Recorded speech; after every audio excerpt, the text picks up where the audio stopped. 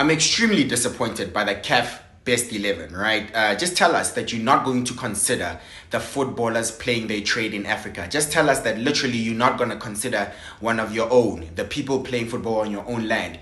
Tell us that the criteria is to be famous and to be playing your football overseas. Tell us that the criteria is your name, because it was definitely not performances. It's one thing to ignore the players that did play well on our land, on our continent. But it's another thing to select players based on maybe who they play for and not being based on their performances, but rather their name, their fame, and who they play for, rather than their performances. It's like you didn't want to upset the big name teams or players playing for big teams in Europe, right? So, for example, Onana, oh my God, he should not be anywhere near this team. Ronwen Williams, everyone agrees that Ronwen Williams is one of the best keepers in the entire world last season. He was nominated for the Yashin Trophy at the Ballon d'Or ceremony. Onana was nowhere near it. Ronwen Williams carried South Africa to a bronze medal at AFCON. He made multiple saves in 3 penalty shootouts, and in 1 penalty shootout made 4 saves. That's history. It's never been done before. Not only that, he won the league with Mamelodi Sundowns, almost went undefeated. They lost on the last game. He was player of the season in South Africa, and to make matters worse, he won the Interclub player of, you just awarded him the Interclub player of the year and the goalkeeper of the year. So you've just said he's literally the best keeper of the year from AFCON and for any other team in the African continent, right? So tell me why Onana, someone who in his league performances conceded 58 goals, United didn't even win half their games last season, and he actually, instead of carrying his team like Ronwen Williams did by carrying Sundowns in South Africa, it looks like Onana dragged his team back. You have Manchester United fans, his own fans, who will tell you that Onana was not good enough last season. Moreover, you have Onana admitting on an interview that he's not playing at his best, and yet you still put him in the Africa Best 11 for the year. That does not make any sense. Another one that does not make any sense is Victor Osimhen up top. Victor Osimhen did not have the season that he had the season before when Napoli won the league and he was top scorer and player of the season. No, he didn't. He did not perform better than Guirassy. Guirassy in the Bundesliga scored 28 goals in 28 games.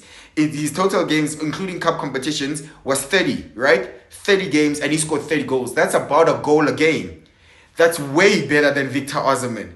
So it's one thing, for example, just choosing someone just because they're playing in Europe, but it's another for choosing the actual correct person who played better, and they didn't do it. So I don't understand the criteria. I'm disappointed by the journalists, the national team captains, the media, people that voted for this, and the CAF technical team that was on the voting, the voting list. But it's so bad. Amrabat. Or is it just because he plays for Morocco, which we know Morocco was the most disappointing team at the AFCON? They were supposed to win AFCON based on their performances, right? Based on the fact they finished in the semi-final in a World Cup and beat Portugal. They were one of the most embarrassing teams, and Amrabat was one of the most disappointing players. Not only that, Fiorentina did nothing special in the Italian Serie A. So he was not special. So what is he doing in the team? Did he do better than Temujo Bokwena, for example, who was in team of the tournament for AFCON, and also for Sundowns he won the league and he won the African Football League as well? I don't know. I don't think so. Frank Kessie I'm okay with, for example. But Yves Bissouma in that Spurs side, are we sure?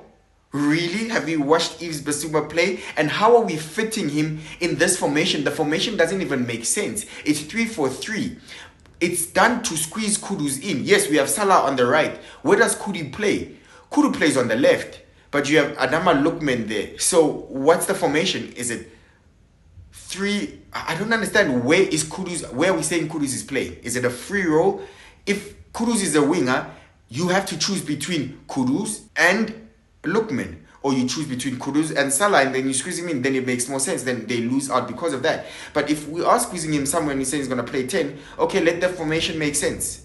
Let the formation make sense. It doesn't make sense. You literally have 3 CDMs. You have Yves Bissouma, you have Amrabat, and you have Frank Kessie. Okay, Frank Kessie can be more like an 8, but come on. That does not make sense. Rather go 4 at the back and play 4-3-3 or 4-2-3-1, and then we can say either Salah or Kudus can also play as a number 10. Then it makes sense. I'm extremely disappointed in the selection of this team. I think if you look at a direct comparison, what the FIFA best just gave us is something that makes sense. It's something that's justifiable, and at least you can make a case for everyone that's there, even though you don't necessarily agree with them, but at least you can understand the logic behind it, right? But in this case, I'm not happy. I'm not happy, and I don't think it shows that, you know, we really applied our best in the situation. I think people were selected just because of their names and who they play for. For example, maybe they didn't want to upset a large fan base of Manchester United or a large fan base of Premier League by including Basuma. You know what I mean? Koulibaly, I'm okay. For example, Al Hilal went undefeated in their league when they won it. They only drew something like 3 games and they didn't even concede those many goals, like 23 or something. So he also did kind of, you know, show it with Senegal, who are a very good team and just went out in a split second against the Ivory Coast in the AFCON. So it's like he also applied it there. But it looks like they didn't even consider players that also played well at AFCON. It looks like the only survivors are Lookman and Kessie, who are only 2 players to make both AFCON Team of the Year as well as the CAF Team of the Year. That being said, that's my video. Please let me know what you think. I'm very disappointed. Please subscribe and I'll see you in the next one. Bye-bye.